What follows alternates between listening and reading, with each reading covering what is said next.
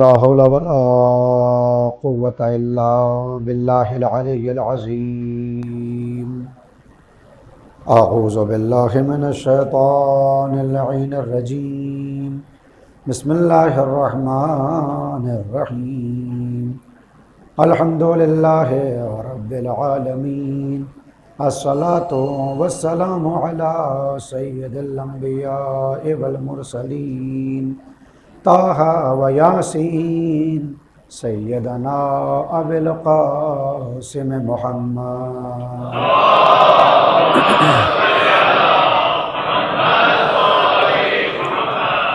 وعلى أهل بيته الطيبين الطاهرين المعصومين المظلومين المنتجبين المنتخبين الذين أذهب الله عنهم الرجس وطهرهم تطهيرا.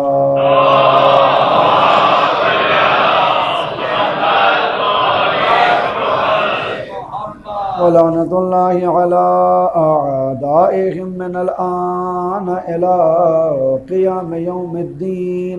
أما بعد فقد قال الله سبحانه تبارك وتعالى في محكم كتابه الحكيم وهو أصدق الصادقين وقوله الحق.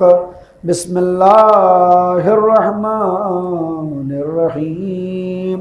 الله ولي الذين آمنوا يخرجهم من الظلمات إلى النور والذين كفروا أولياؤهم الطاغوت يخرجونهم من النور إلى الظلمات أولئك أصحاب النار هم فيها خالدون.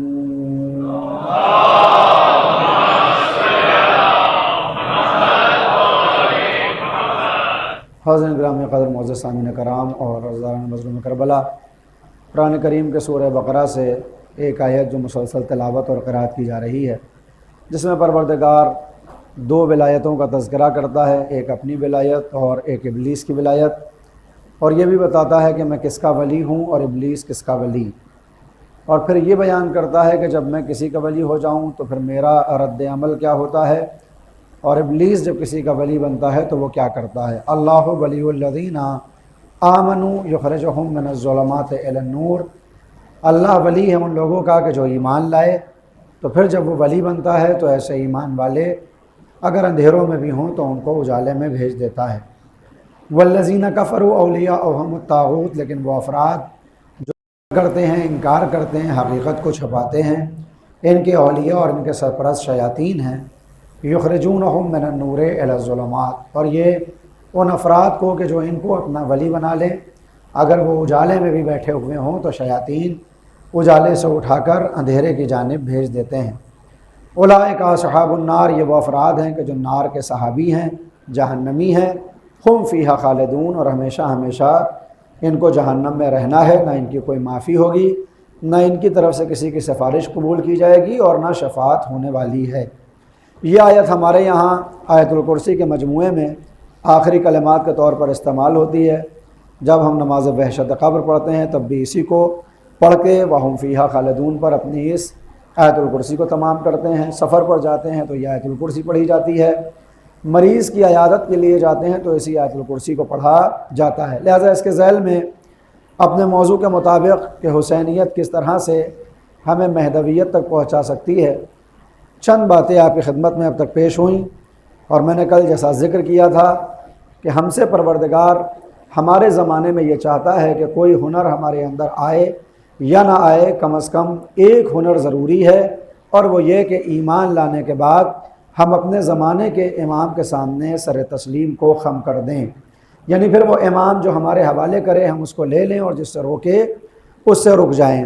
اور یہ ادا ہمیں اور کہیں سے نہ سیکھنے کو ملتی ہے نہ یاد آتی ہے، سوائے اس فرش عزائے امام حسین کے کہ جس پر ہم جب آتے ہیں تو اپنے آپ کو امام علیہ الصلوۃ والسلام کے حوالے کر دیا کرتے ہیں. نہ صرف یہ کہ اپنا مال امام علیہ مقام کی محبت میں لٹاتے ہیں، بلکہ اپنا وقت خرچ کرتے ہیں، اپنے سینوں پر ہاتھ مار کر اپنے آپ کو تکلیف دے کر اس بات کا احساس دلاتے ہیں خود کو کہ اگر کل کربلا میں کام نہ آ سکے تو ہم موت یا درد کے خوف کی بنا پر اپنے امام کو نہیں چھوڑنے والے۔ جب امام انشاءاللہ پردہ غیبت کو اٹھائیں گے اور ان کو سپاہیوں کی ضرورت ہوگی تو ہم حاضر ہو جائیں گے۔ اسی عنوان سے یہ مجالس کی جاتی ہیں، کئی نسلیں آئیں اور چلی گئیں۔ میں نے کل ذکر کیا تھا، بہت سے لوگ اعتراض کرتے ہیں کہ اب تک تو امام نہیں آئے تو پھر ان مجلسوں کا فائدہ کیا ہے؟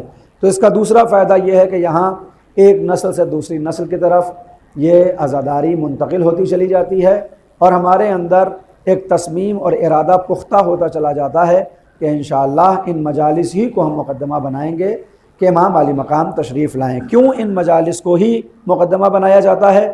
کیونکہ ایک باریک رشتہ ہے امام حسین علیہ السلام اور ہمارے زمانے کے امام یعنی حضرت محمد مہدی عجل اللہ تعالیٰ فرجہ شریف کے درمیان، اور وہ رشتہ یہ ہے کہ امام حسین نے امام آخر کو یاد کیا اور امام آخر نے امام حسین کو یاد کیا ہے، جا بجا یاد کیا، ہر موقع پر یاد کیا، بلکہ جو شرائط بتائے گئے ہیں کہ امام کے جو سپاہی ہوں گے، جو صحابی ہوں گے، جس وقت وہ پردہ غیبت کو اٹھائیں گے تو ان سپاہیوں کی جو ویژگی اور جو خصوصیات تاریخ میں بیان ہوئی وہی خصوصیات ہیں جو شہدائے کربلا کے اندر پائی جاتی ہیں۔ فرق بس اتنا سا ہے کہ امام حسین کے لیے 72 کافی تھے، مگر ہمارے زمانے کے امام کے لیے 313 کی ضرورت ہوگی۔ ہم کو ہر وقت اپنے آپ کو آمادہ کرنا چاہیے کربلا کے کردار سے، اور بالخصوص ان سے کہ جنہوں نے اپنے آپ کو فنا کر دیا ذات امام حسین پر۔ ان کے کردار سے ہمیں چند درس ملتے ہیں، چند اسباق ملتے ہیں جن کو ہمیں اتارنا چاہیے۔ پہلا درس خدا باوری ہے، یعنی کربلا والوں کو اللہ پر اتنا اعتقاد اور اتنا اعتماد تھا اور اتنا بھروسہ تھا کہ اب ایمان کی اس منزل پر تھے کہ ان کا رشتہ اللہ کے ساتھ جنت کے لالچ یا جہنم کے خوف کی بنا پر نہیں تھا، بلکہ پروردگار کی ذات کو حق جانتے ہوئے اس کے اوپر اپنی جان کو فدا کرنے کا ہنر انہیں آتا تھا۔ پہلی صفت ان کی خدا باوری یعنی توحید کا مضبوط ہونا، اور دوسری صفت یہ تھی کہ وہ اپنے زمانے کے امام کے سامنے تسلیم تھے۔ کسی نے بھی اپنی کوئی خواہش ظاہر نہیں کی، کسی نے کوئی تمنا نہیں کی، کسی نے کوئی فرمائش نہیں کی۔ اگر کوئی فرمائش اور خواہش ہوئی ہے تو بس یہ کہ مجھے مرنے کی اجازت مل جائے، اس شہید سے پہلے میں شہید ہو جاؤں۔ عام طور پر جب بات موت کی آتی ہے اور 10 لوگ موجود ہوں اور سب کو یہ معلوم ہو کہ عنقریب ہم سب کو مرنا ہے، پورا یقین ہو کہ سب مارے جائیں گے، اس کے باوجود بھی کہ یقین ہو سب مارے جائیں گے، کوشش یہی رہتی ہے کہ پہلے یہ مر جائے تاکہ مجھے تھوڑی مدت اور مل جائے، اس کے بعد میرا نمبر آئے، اس کے بعد میرا نمبر اور نوبت آ جائے۔ لیکن میدان کربلا میں ہم نے دیکھا کہ شہید ہونے والوں کے یہاں الٹا اثر دکھائی دیتا ہے۔ پہلا یہ چاہتا ہے کہ دوسرے سے پہلے میں شہید ہو جاؤں۔ کبھی زہیر بریر سے وصیتیں کرتے ہیں اور کبھی بریر زہیر سے وصیتیں کرتے ہیں، کبھی شبیب حبیب سے وصیتیں کرتے ہیں اور کبھی حبیب شبیب سے وصیتیں کرتے ہیں۔ تو ہر کوئی چاہ رہا تھا کہ میں میدان کارزار میں پہلے اپنی جان کو فدا کر دوں۔ یہ کیوں ہو رہا ہے؟ کیونکہ ایک صفت ان کے اندر ہے تسلیم ہو جانے کی، یعنی اپنے آپ کو امام کے حوالے کر دینے کی، اور اس ادائے تسلیم میں سب سے اعلیٰ اور سب سے عرفہ اور سب سے بالا مقام جس کے پاس ہے وہ اور کوئی نہیں ہے، وہ ذات ہے ابو الفضل العباس یعنی علمدار کربلا علیہ الصلوۃ والسلام کی۔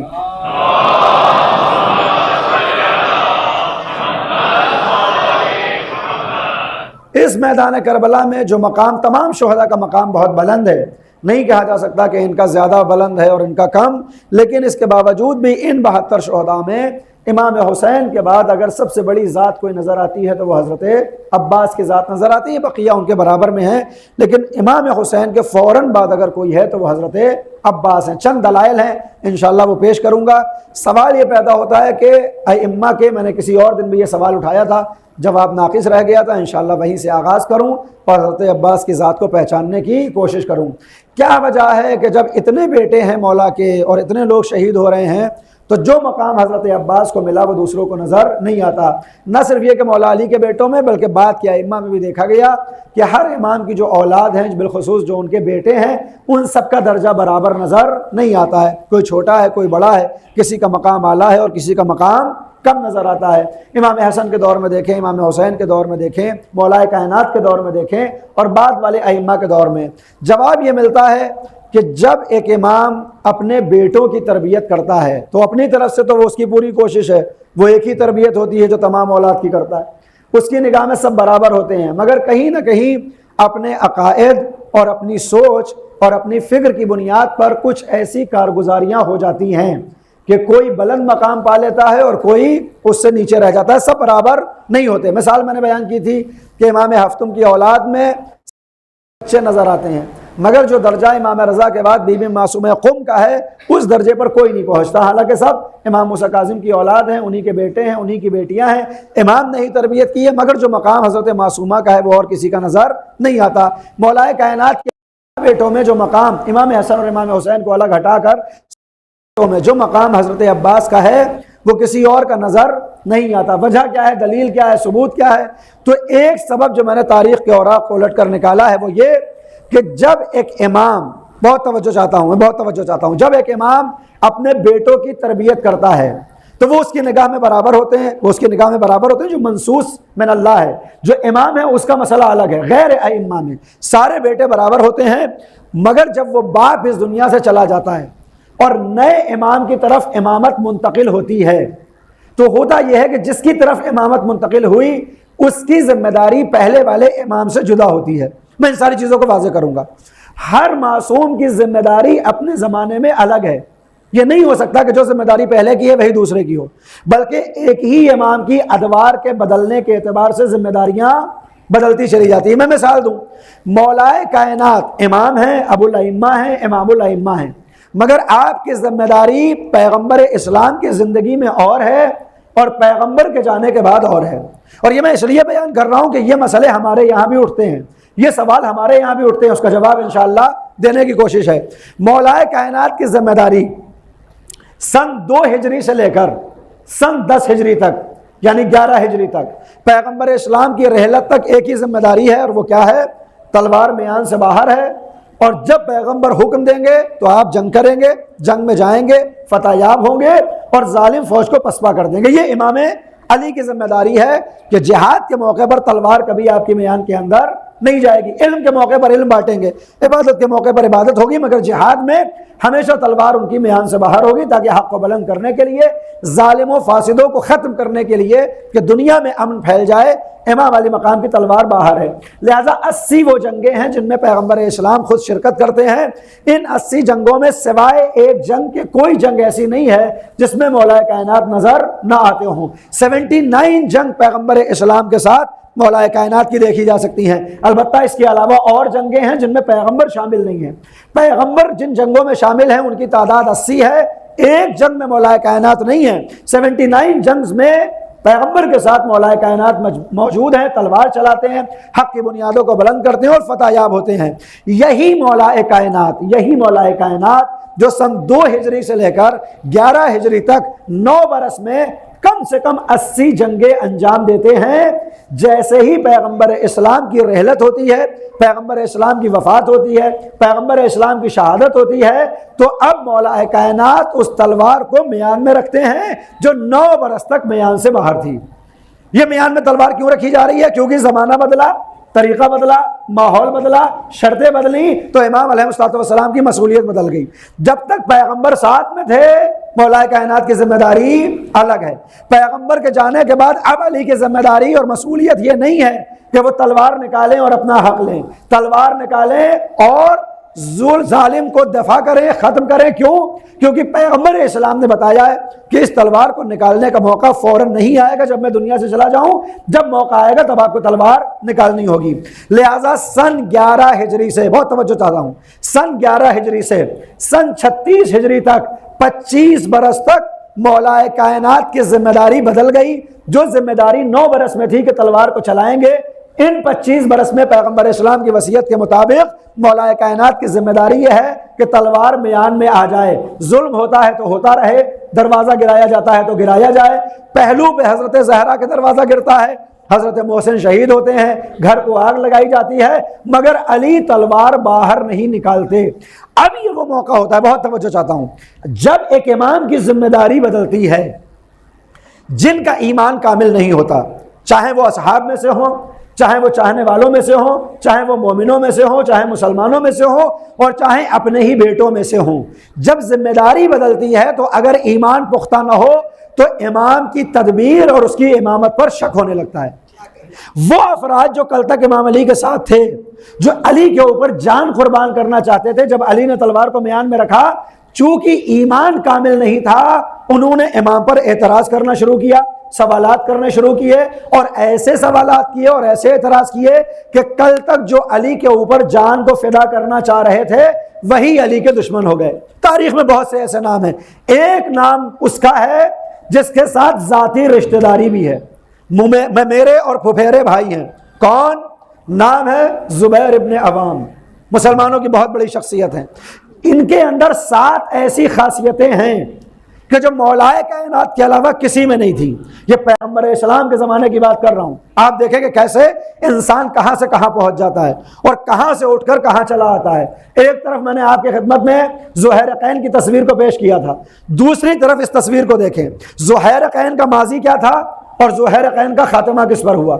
دوسری طرف زبیر ابن عوام ہے جن کا آغاز ملاحظہ فرمائیں اور اختتام ملاحظہ فرمائیں۔ زبیر کے اندر 7 ایسی خصوصیات تھیں جو اس دور میں مولائے کائنات کے علاوہ کسی میں نہیں پائی جاتی تھی۔ پہلی خصوصیت، سب سے کم سنی کے عالم میں، مولائے کائنات کے بعد سب سے کم سنی کے عالم میں پیغمبر اسلام کے اوپر ایمان لانے والے یہی زبیر ہیں۔ 16 برس کی عمر میں اپنے ایمان کو ظاہر کیا۔ رشتہ کیا ہے؟ پیغمبر اسلام اور علی کے ساتھ پھوپھی کا رشتہ ہے، پھوپھی کے بیٹے ہیں۔ یہ پہلی خصوصیت ہے۔ دوسری خصوصیت کہ جب پیغمبر اسلام نے اپنی حکومت کو مدینے میں بنایا تو جب کوئی حکومت آتی ہے تو منسٹریز بنتی ہیں، منسٹر ہوتے ہیں، تو یہ عہدہ ان زبیر کو دیا گیا کہ باہر کے لوگوں سے جو خطرہ ہوگا، باہر کے لوگ جب حملہ کریں گے تو اس کا دفاع مولائے کائنات کریں گے تلوار سے، اور گھر کے اندر جو سازشیں ہوں گی، اگر گھر کے اندر سے اختلاف ہوگا اور منافقت ہوگی تو اس کا دفاع کریں گے کون؟ زبیر۔ یعنی انٹیلیجنس بیورو کے چیف بنائے گئے زبیر۔ یہ دوسری خاصیت ہے۔ تیسری خاصیت یہ تھی کہ جب حضرت زہرا کے پہلو پہ دروازہ گرایا گیا، بہت توجہ کریں، جب حضرت زہرا کے پہلو پہ دروازہ گرایا گیا، مولائے کائنات کے ساتھ خاص افراد اس گھر میں موجود تھے۔ ان خاص افراد میں ان کا بھی نام ملتا ہے کہ یہ وہاں موجود تھے۔ ظالم نے جب دروازہ گرایا اور حضرت زہرا کے پہلو پہ جلتا ہوا دروازہ گرا، سب سے پہلے جس نے اپنی میان سے تلوار نکالی وہ یہی مولائے کائنات کے پھپھیرے بھائی ہیں۔ کہتے ہیں یا علی حکم دیجئے، زہرا پہ ظلم ہوا ہے، آپ کے دروازے پر مسلمان آگے لکڑی لے کر آئے ہیں، حکم دیجئے کہ میں تلوار نکالوں یا تو خود مر جاؤں یا زہرا کے دشمنوں کو قتل کر دوں۔ مولائے کائنات نے کہا کہ نہیں، تلوار نکالنے کا موقع نہیں ہے، تلوار کو اپنے میان میں رکھو۔ تاریخ بتاتی ہے کہ جب علی کے گلے میں اجڑیوں کے پھندے ڈالے گئے، سب سے پہلے آہنی دیوار بن کر جس نے مولائے کائنات کا دفاع کرنا چاہا وہ یہی ہے جن کا نام بار بار لے رہا ہوں۔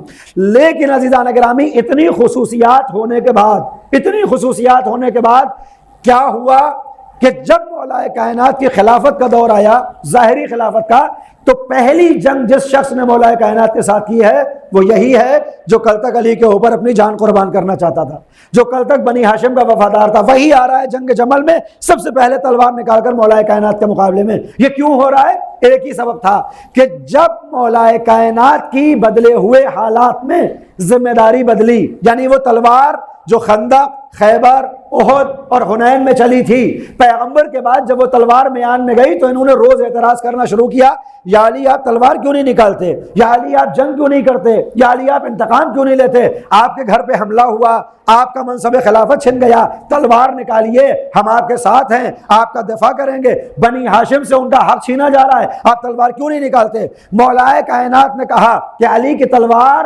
اپنے دفاع کے لیے نہیں نکل سکتی کیونکہ پیغمبر سے وعدہ کر رکھا ہے، پیغمبر کی وصیت ہے۔ بس جو یہ بدلی ہوئی مسئولیت مولائے کائنات کی محسوس کی، چونکہ ایمان کامل نہیں تھا لہذا مولائے کائنات کی امامت میں شک کرنا شروع کیا۔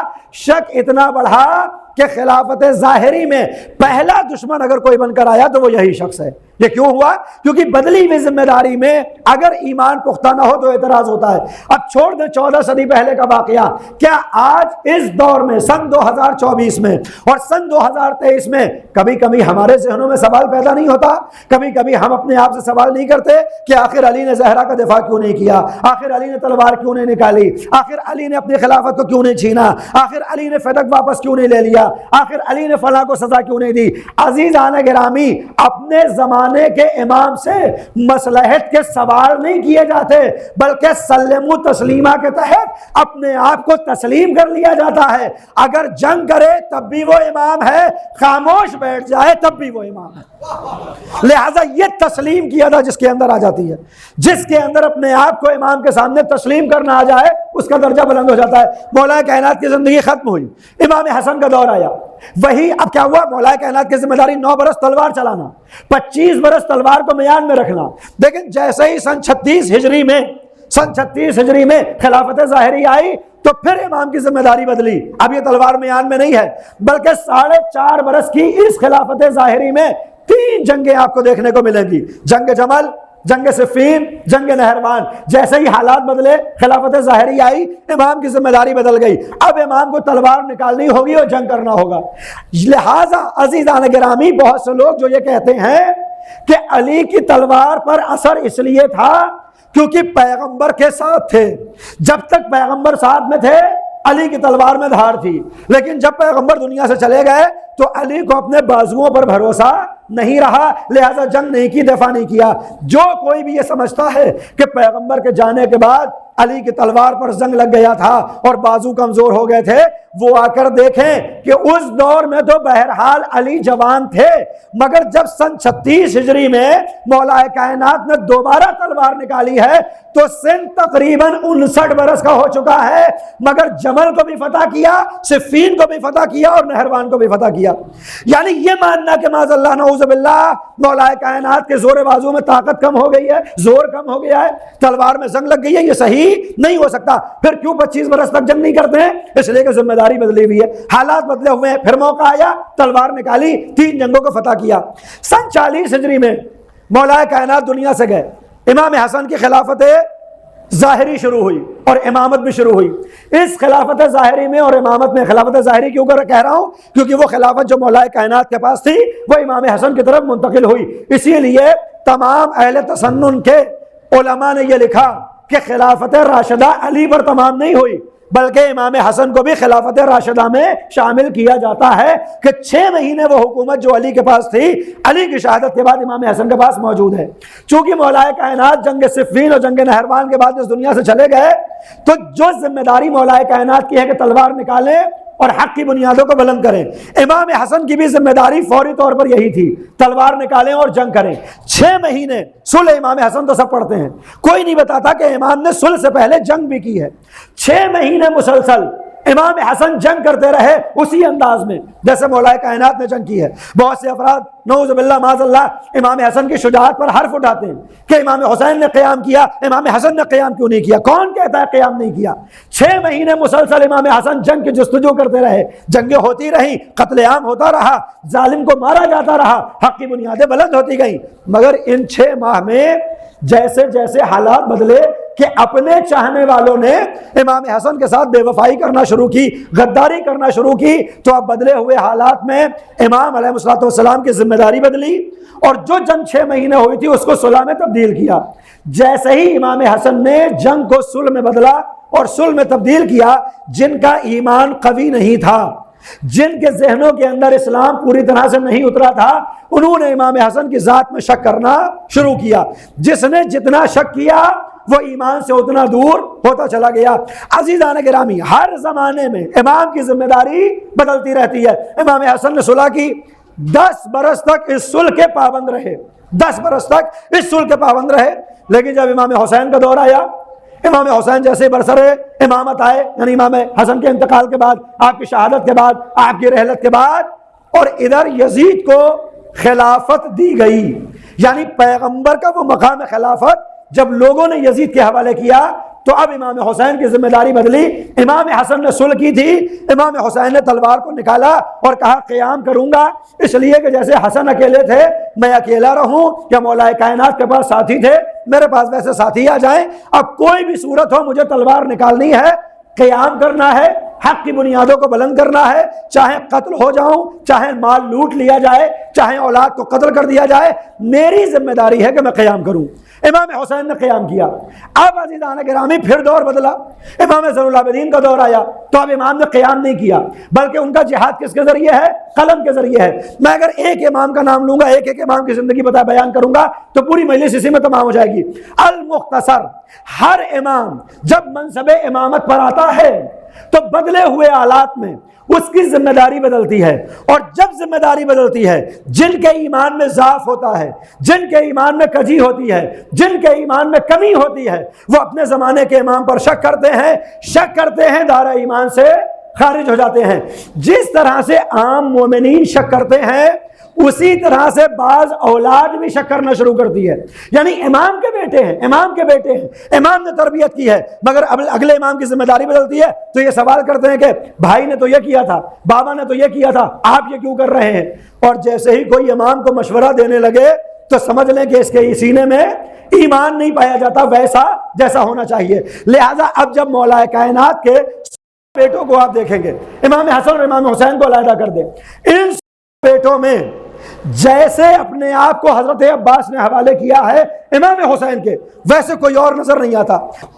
اس لیے عباس کا وہ درجہ نظر آتا ہے جو کسی اور کا نظر نہیں آتا ہے. عزیزو, صرف میں اپنی زبان سے کہوں یہ کم ہے, آپ سن لیں یہ بہت کم بات ہے. جانتے ہیں عباس کا مرتبہ کیا ہے؟ عباس کا مرتبہ یہ ہے کہ جب مولا امام جعفر صادق علیہ السلام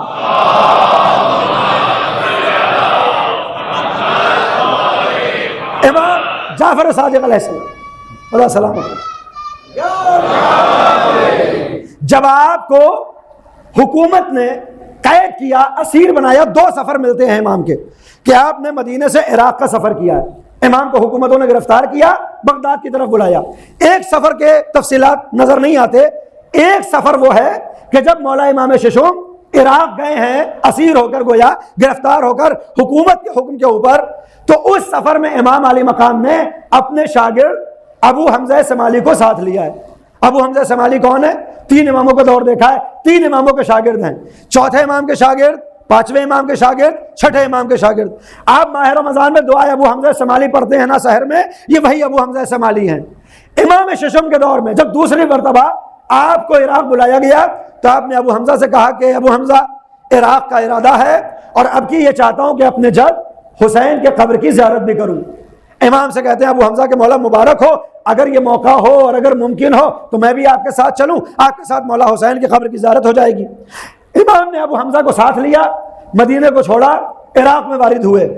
جب امام عراق میں وارد ہوئے, متوجہ ہوں, تو امام علیہ السلام نے ابو حمزہ شمالی کو آداب زیارت امام حسین سکھائے. یہ بتایا کہ جب ہمارے جد کی زیارت کرنے کے لیے جانا, ان کی قبر پر جانا, تو تم کیا کیا کرنا. جتنے آداب آج ہم بجا لاتے ہیں امام کی قبر پر جانے کے لیے, یہ سارے وہ آداب ہیں جو امام ششم نے ابو حمزہ شمالی کو سکھائے ہیں. مفاتیح الجنان میں جتنے بھی آداب ہیں یہ ابو حمزہ شمالی سے آئے ہیں ہم تک. کیا بتایا؟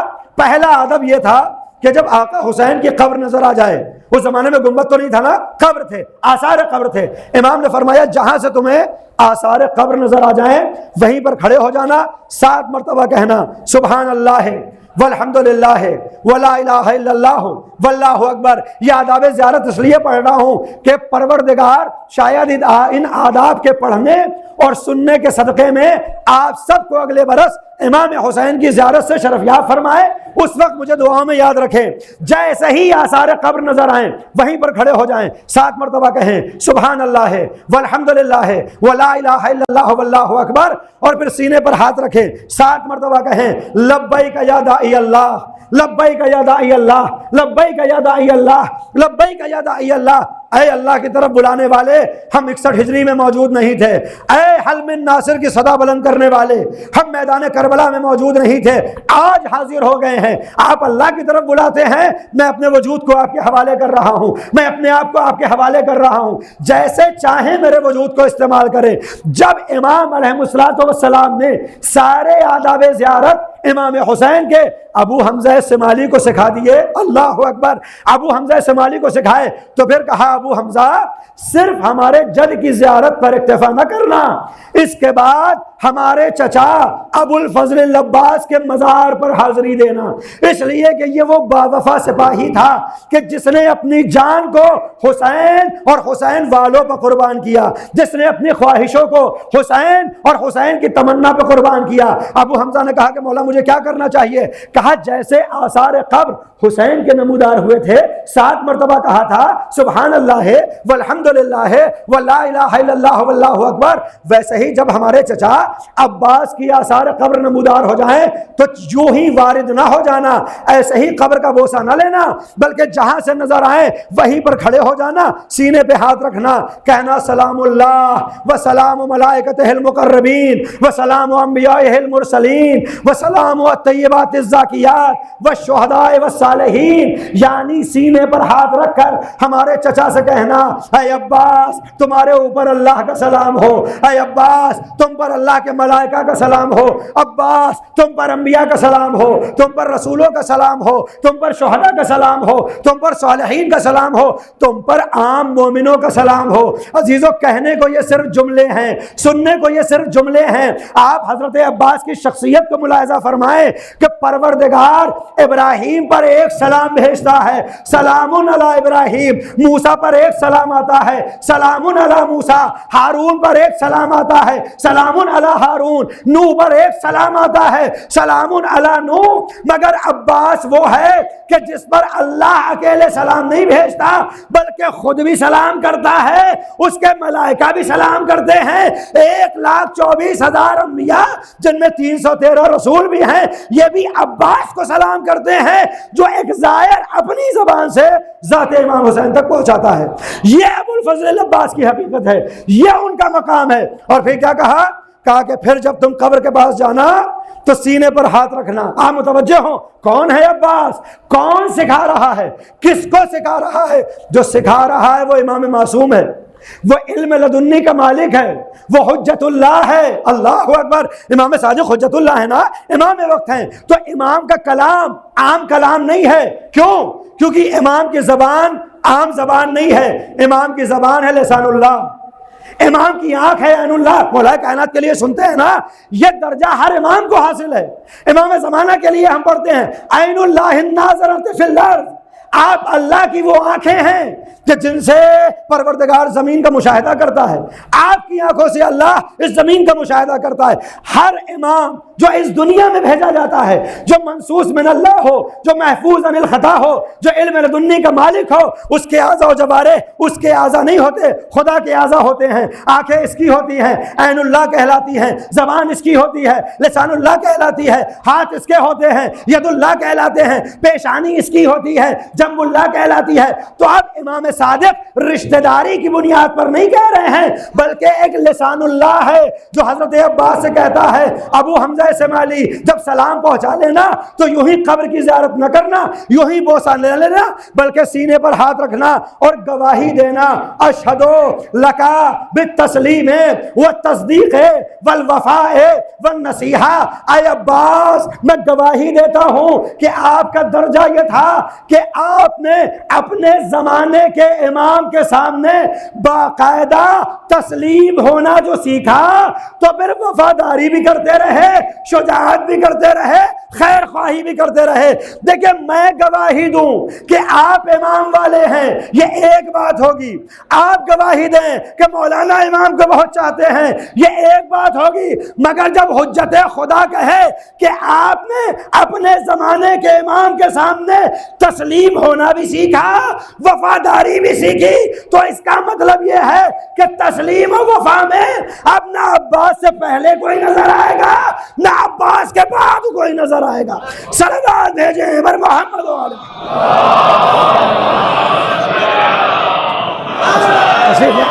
آپ اس بتا میں تشریف لیں. یا عباس خدا سلامت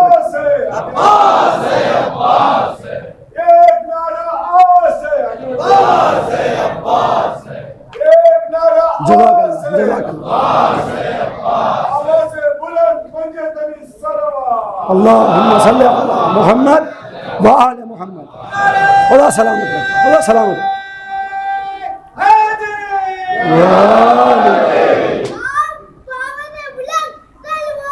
اللہم صلی علی محمد و آل محمد. تو یہ مقام حضرت عباس کو حاصل ہے کہ ایک معصوم زبان گواہی دے رہی ہے. اشہد ان لک بالتسلیم والتصدیق والوفاء والنصیحہ. اور پھر کیا ہے؟ آپ ہر شب جمعہ زیارت پڑھتے ہیں السلام علیکہ یا مطیع اللہ والرسول. آپ کا پہلا ہنر یہ ہے کہ آپ اللہ کے مطیع تھے، فرما بردار تھے، یعنی اللہ نے جو کہا وہ آپ نے کر کے دکھایا. صرف اللہ نہیں بلکہ رسول نے جو کہا، رسول کے سامنے آپ نہیں تھے مگر پیغمبر نے اپنی زندگی میں جو کہا آپ نے ہر بات پر عمل کیا. یہ امام گواہی دے رہے ہیں. یہ جو زیارتیں پڑھتے ہیں نا، یہ امام صادق نے 3 زیارتیں امام معصوم کی زبان سے حضرت عباس کے لیے مل جاتی ہیں. 3 زیارتیں، ایک زیارت نہیں، 3 زیارتیں. علماء نے اور اس کو انکشاف کیا اور زیارت نامے بنائے ہیں، مگر 3 مستند زیارتیں امام صادق کی زبان سے حضرت عباس کے لیے ہیں. مطیع ہیں اللہ کے. اس کا مطلب جانتے ہیں؟ اللہ کا مطیع ہونا اور امام کی زبان سے گواہی آنا. کیوں ہے مطیع؟ اس لیے کہ کربلا والوں میں متوجہ ہماری طرف، میں پہلے دن سے کہہ رہا ہوں، جو صفات پائے جاتے ہیں ان میں ایک صفت تو ہے تسلیم ہو جانا، مگر دوسری صفات ہے خدا باوری، اللہ کے اوپر یقین، اللہ کے اوپر، توحید کے اوپر اتنا یقین کہ اتنا یقین کسی اور کو نظر، کسی اور کے یہاں نظر نہیں آتا. دلیل کیا ہے؟ سن لیں فضائل کا آخری باب اور اپنے مصائب دے دوں گا.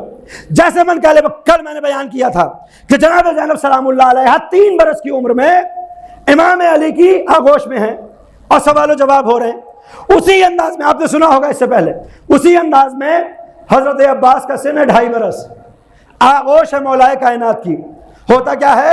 جب بچے باپ کی آغوش میں آتے ہیں، دن بھر کے بعد باپ گھر میں آتا ہے، بچے باپ کے پاس پہنچ جاتے ہیں، تو بعض اوقات باپ کبھی امتحان لیتا ہے، اسکول میں گئے تھے کیا پڑھ کے آئے ہو، مکتب میں گئے تھے کیا پڑھ کے آئے ہو. اور اگر مکتب کی عمر نہیں ہوتی تو پہلے سے آمادہ کرتا ہے، دنیاوی تعلیم دیتا ہے نا، ABCD سکھا رہا ہے، یوں ماں سکھاتی ہے مگر کبھی کبھی باپ بھی سکھاتا ہے. اور جس کا باپ درے شہر علم ہو، پھر وہ اگر اپنے بیٹے کو پڑھائے گا تو کیا پڑھائے گا. لہذا تاریخ بتاتی ہے 2.5 برس کا سن ہے، عباس علی کے زانوں پہ بیٹھے ہوئے ہیں، باپ نے گنتیاں سکھانا شروع کی. ہوتا ہے نا، اپنے بچوں کو گنتی سکھاتے ہیں. مولا کائنات نے کہا بیٹا اپنی زبان سے کہو واحد، کہو ایک. حضرت عباس گنتی سیکھ رہے ہیں. حضرت عباس نے کہا بابا واحد، کہا پھر سے کہو واحد، کہا واحد. کئی مرتبہ یاد کرانے کے لیے کہا کہو واحد واحد واحد، یعنی ایک ایک ایک، احد احد احد، ایک ایک ایک کہتے رہے. پھر مولا کائنات نے کہا عباس کہو اثنین، یعنی کہو 2. عباس خاموش ہے. سن کتنا ہے؟ 2.5 برس کا. علی نے پھر کہا کہ میرے لال، واحد کے بعد اثنین ہوتا ہے، ایک کے بعد 2 ہوتا ہے، کہو اثنین. عباس خاموش ہے. تیسری مرتبہ کہا واحد کے بعد اثنین ہوتا ہے. حضرت عباس نے کہا بابا جس زبان سے خدا کے ایک ہونے کی گواہی دے دی، اب اس زبان سے میں 2 کیسے کہوں. اے کاش آپ نے اس جملے کی حقیقت کو سمجھا ہوتا. 2.5 برس کا سن ہے. توحید کا عالم یہ ہے، اللہ کی اطاعت اور اس کی وحدانیت کے اوپر ایسا اعتقاد ہے کہ زبان سے اگر قل هو اللہ احد کہہ دیا تو اب اس زبان پر دوسرا نہیں آتا. اور یہی 2.5 برس کا وہ سن تھا جو زندگی کے آخری موڑ تک عباس کے ذہن میں رہا کہ جب خدا کو ایک مان لیا تو اب کوئی دوسرا خدا نہیں ہو سکتا. تو اب خدا کے بعد اگر کسی کی اطاعت ہوگی تو یا خدا کے رسول کی ہوگی یا رسول کے جانشین کی ہوگی. صلوات بھیجیں پر محمد و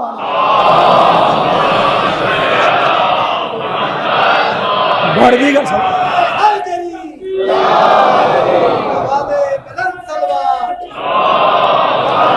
خدا سلامت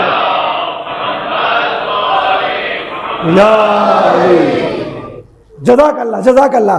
جس زبان سے میں نے واحد کہہ دیا وہ زبان سے اثنین نہیں کہہ سکتا. یہ انداز ہے مولا عباس کی توحید کا.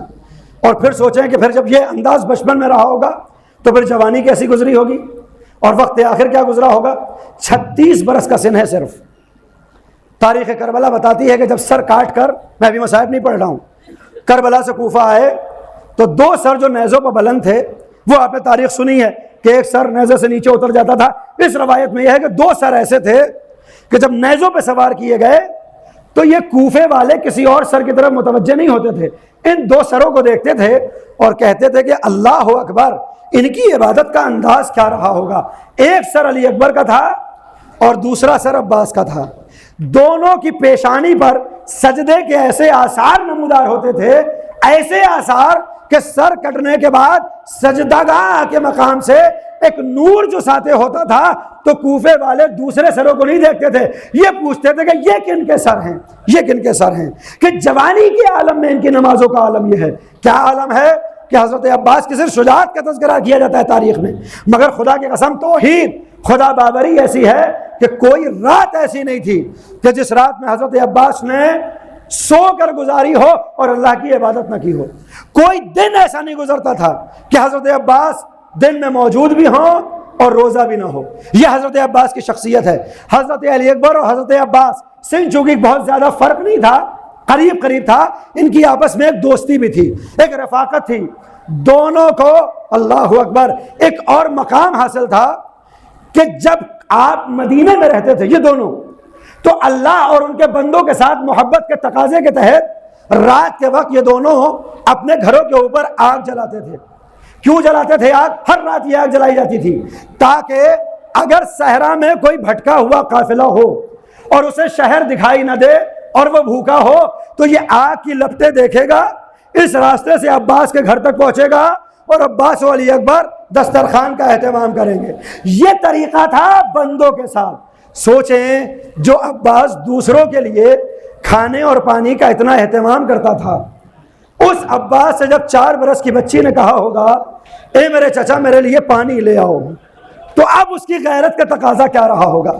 جو دوسروں کے لیے کھانے کا انتظام کر رہا ہے، جو دوسروں کے لیے پانی کا انتظام کر رہا ہے، مسلمان نہیں، مومن نہیں، اس سے کہا جا رہا ہے کہ اب تمہیں بچوں کے لیے پانی لانا ہے۔ عباس خیام حسینی کے نزدیک گئے، سکینہ، رقیہ، فاطمہ، سکینہ، 4 نام ملتے ہیں مگر وجود 4 برس کا ہے۔ اے میری بچی یہ شہزادی اپنے مشکیزے کو میرے حوالے کرو، اجرکم اللہ، خدا کسی غم میں آپ کو نہ رلائے، آپ متوجہ گریہ ہیں، میں اپنی منزل پر آ گیا۔ صبح عاشورہ سے ایک کے بعد ایک جا رہا ہے شہید، اپنی جان کو قربان کرتا ہے اور سرخرو ہو جاتا ہے۔ جب بنی ہاشم کی نوبت آئی اور بنی ہاشم کے افراد جانے لگے تو ہر شہید کے پہلے عباس ہاتھوں کو جوڑتے ہیں، آقا پہلے عباس کو مرنے کی اجازت دیجئے، یہ بچہ میدان کارزار میں بعد میں جائے گا۔ حسین کیا کہتے ہیں؟ عباس تم تو لشکر کے علمدار ہو، اگر علمدار قتل ہو گیا، علمدار شہید ہو گیا تو پھر فوج کا کیا ہوگا؟ ابھی رک جاؤ، ابھی اجازت نہیں ہے۔ شہید ہوتا تو بنی ہاشم کا بچہ، جنازہ لے کر عباس حسین آتے تھے، دوسرا جانے لگتا، پھر عباس اجازت طلب کرتے، اجازت نہ ملتی، ہر بار اجازت مانگتے ہیں، اجازت نہیں ملتی، مگر عصر عاشورہ آتے آتے اون محمد کے جنازے خیموں میں آ چکے، قاسم کا لاشا پامال ہو چکا، اور اب کوئی بھی نہیں ہے بنی ہاشم سے باقی، لہذا ہاتھوں کو جوڑ کر کہتے ہیں آقا اب مجھے مرنے کی اجازت دیجئے۔ حسین نے کہا جنگ کی اجازت نہیں ہے، بچوں کے لیے پانی کی سبیل کرو۔ بس عباس کو وہ موقع مل گیا کہ کم از کم فرات پر جانے کا تو موقع ملا ہے نا، مشکیزہ لینے کے لیے بالی سکینہ کے خیمے پر آئے، اے میری شہزادی مشکیزہ میرے حوالے کرو، میں پانی کی سبیل کروں گا۔ سکینہ نے سوکھا ہوا مشکیزہ حضرت عباس کے حوالے کیا، عباس مشکیزوں کو دوش پہ سنبھالے ہوئے میدان کارزار کو پار کرتے ہوئے فرات کے کنارے پہنچے۔ ظالم 10,000 کا لشکر جو عباس کو روکنا چاہتا تھا، عباس کے خوف اور آپ کی دہشت سے دور دور جاتا ہوا دکھائی دیا۔ عباس دریا میں وارد ہوئے، پانی سے مشک کو پر کیا، چلو میں پانی کو اٹھایا، سکینہ کا چہرہ پانی میں نظر آیا، پانی کو دریا کے منہ پہ مارا، مشکیزے کو لیا، گھوڑے پر سوار ہوئے۔ پڑھنے کو یہ باتیں 2 منٹ میں پڑھ دی جاتی ہیں، سننے کو یہ باتیں 3 منٹ میں سن لی جاتی ہیں، مگر آپ سوچیں، فاصلہ دیکھیں، فرات کا فاصلہ سکینہ کے خیمے سے کتنا ہے، راستے میں فوجیں ہیں، اور آپ کو معلوم ہے نا کہ خیمے برابر کی زمین پر ہوتے ہیں، اور جو دریا ہوتا ہے وہ نشیب میں ہوتا ہے۔ نشیب میں جب گھوڑے کو اتارا جاتا ہے تو تھوڑی مشکل ہوتی ہے، اس کی ٹاپیں زمین میں دھسنے لگتی ہیں، لہذا کافی وقت لگتا ہے کہ جب زمین سے دریا کے کنارے جائے، دریا میں اترے، مشکیزے کو پرعذاب کرے، مشکیزے کو دوش پہ لائے، گھوڑے کو پانی سے نکالے، زمین پر آئے۔ آپ سوچیں کہ عباس کو جنگ کی اجازت نہیں ہے، عباس کو تلوار چلانا نہیں ہے، لیکن جو میدان کارزار میں آئے تو آپ کی ہیبت کا تقاضا یہ تھا کہ جو فوج حملہ کرنا چاہتی تھی، عباس کی ہیبت نے ان فوجوں کو اتنی دور بھیج دیا تھا، اتنی دور بھیج دیا تھا کہ عباس آسانی سے اس میدان کو پار کرتے ہیں، دریا میں اترتے ہیں، مشکیزہ بھرتے ہیں، چلو میں پانی لیتے ہیں، منہ پہ مارتے ہیں، دوبارہ گھوڑے پر سوار ہوتے ہیں۔ اب تک فوجیں نزدیک نہیں آ سکی۔ سوچیں عباس نے کہاں بھیجا ہوگا؟ یہی ایک وجہ تھی کہ جب عصر عاشورہ حسین نے تلوار کو نکالا تھا، اور اب جب حسین نے جنگ کا آغاز کیا تھا، راوی کیا کہتا ہے کہ فوجیں دیوار کوفہ سے ٹکرا رہی تھی۔ جو شجاعت حسین کی تھی وہی شجاعت عباس کی ہے۔ مشکیزے کو سنبھالا، گھوڑے پائے تاکہ یہ مشکیزہ کسی طرح خیموں تک پہنچا دیں۔ تاریخ بتاتی ہے، کربلا کی داستان بتاتی ہے کہ ابھی عباس خیموں کی جانب بڑھے تھے کہ کسی ظالم نے ایک تیر چلہ کمان میں جوڑا۔ یہ طفیل نامی شخص ہے کہ جس کا تیر عباس کے بائیں بازو پہ لگا، بازو قلم ہوا۔ عباس نے علم اور مشکیزے کی ترتیب کو بدلا، گھوڑے پہ بیٹھے ہوئے ہیں، ایڑ کو لگایا، خیمے کی جانب بڑھنے لگے۔ دوسرا حملہ ہوا، دوسرا شانہ کٹا، عباس نے ترتیب کو بدلا، خیموں کی جانب آنے لگے۔ ادھر کیا ہوا کہ جب دونوں شانے قلم ہوئے تو علم زمین پر گرنے لگا۔ بعض روایات میں ہے کہ ابھی علی اکبر موجود تھے، ایک روایت یہ ہے کہ علی اکبر کے بعد عباس گئے، مگر ہمارے یہاں یہی روایت پڑھی جاتی ہے کہ جب عباس گئے تو علی اکبر حسین کے پاس موجود تھے۔ حسین اور علی اکبر اس علم کے ذریعے دریا کے حالات سے باخبر ہو رہے تھے۔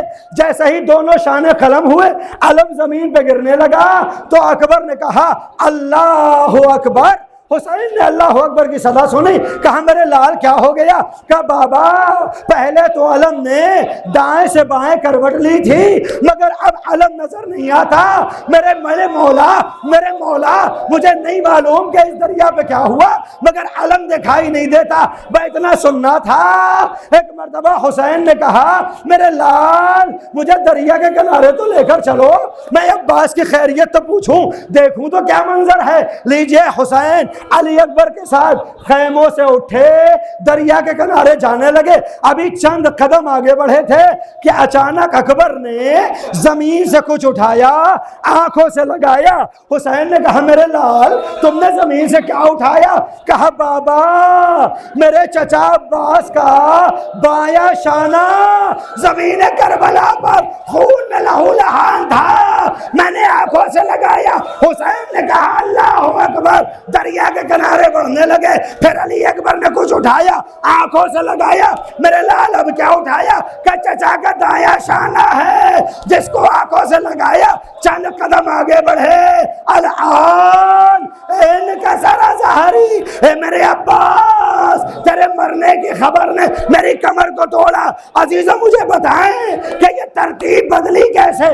ہونا تو یہ چاہیے تھا کہ جب دریا سے چلے تھے پہلے داہنا شانہ قلم ہوا تھا، پھر کچھ اور آگے آئے بایاں شانہ قلم ہوا، پھر کچھ اور آگے آئے مشکیزے پر تیر لگا، اور پھر جنازہ گرا۔ یہ جسمیت ہر گھوڑے سے زمین پر آیا۔ تو ہونا یہ چاہیے تھا کہ جب خیمے سے چلیں تو پہلے مشکیزہ نظر آئے، پہلے عباس نظر آئے، پھر بایاں شانہ ملے، پھر دایاں شانہ ملے، مگر دیکھا یہ گیا کہ پہلے بایاں شانہ ملا پھر دایاں شانہ۔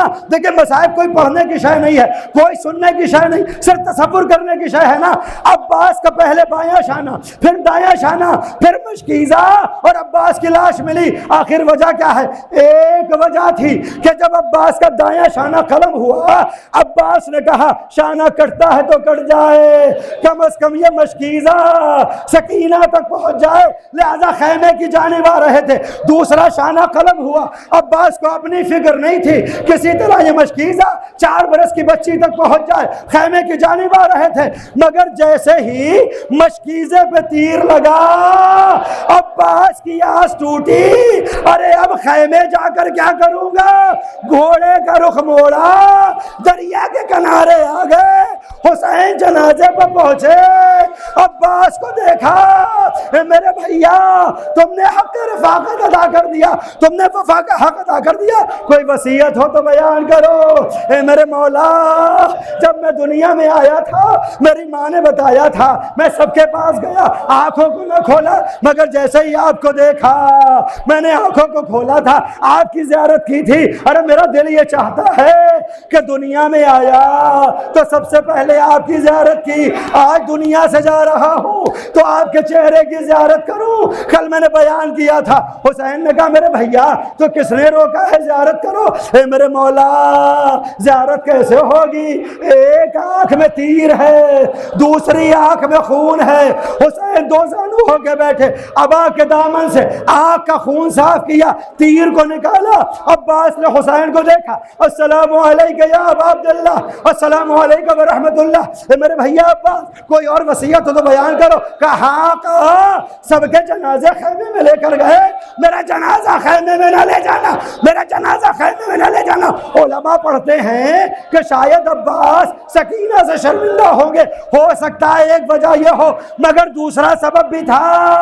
عباس نے سوچا ہوگا کہ اگر میرا جنازہ خیمے میں پہنچ گیا تو میں غلام ہوں، غلام، عصر عاشورہ حسین کا سر کاٹا جائے گا اور ایک جنازہ خیموں میں نہ جائے گا، دھوپ و بھوک میں ہوگا، دھوپ میں ہوگا۔ یہ عباس کی غیرت کو گوارا نہیں، آقا کا جنازہ دھوپ میں ہو، میرا جنازہ خیموں میں، میرے مولا جنازہ نہ لے جانا۔ کہ وصیت پوری ہو گئی، میں اتنا سننا تھا کہ مولا سرخرو ہو گیا، اب خدا حافظی کا موقع ہے، خدا حافظی کا موقع۔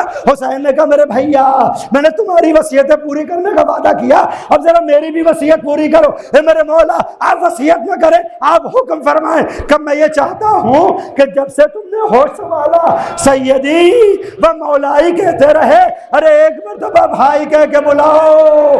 عباس نے امام کا حکم سنا، بھائی کہا، ادھر لفظ اخیر ہونٹوں پہ آیا، روح کا بس عنصری سے نکلی، خون میں ڈوبا علم اٹھایا، خیموں کی جانب آئے۔ سکینہ نے سوچا شاید پانی آ گیا، اے بنی ہاشم کے بچوں آؤ، میرے چچا کا علم آ گیا، میرا مشکیزہ آ گیا، مگر اب جو خیمے کا پردہ ہٹا علم خون میں ڈوبا ہے، مشکیزے پر تیر ہے۔ اے میرے بابا ارے علمدار تو آیا، علم تو آیا، میرا علمدار نہ آیا۔ سکینہ کے سر پہ ہاتھ رکھا، اے میری شہزادی اب عباس کا انتظار نہ کرنا، میرا بھیا دریا کے کنارے ایسے شہید ہوا کہ وصیت بھی کر گیا، جنازہ خیمے میں نہ لا سکا۔ اے سکینہ عباس کا پرسہ قبول کرو، اے زینب اب تیری چادر بچھنے گی، چہرے پہ تماچے مارے جائیں گے۔ عباس کا جنازہ نہ آیا، علم آیا، مشکیزہ آیا۔ وسلام الذین ظلموا ای منقلب ینقلبون، انا للہ وانا الیہ راجعون، رضا بقضائہ وتسلیما لامرہ، صلی اللہ علی الباقین علی الحسین، صلی اللہ علی الباقین علی الحسین، صلی اللہ علی الباقین علی الحسین، واہ حسین واہ حسین۔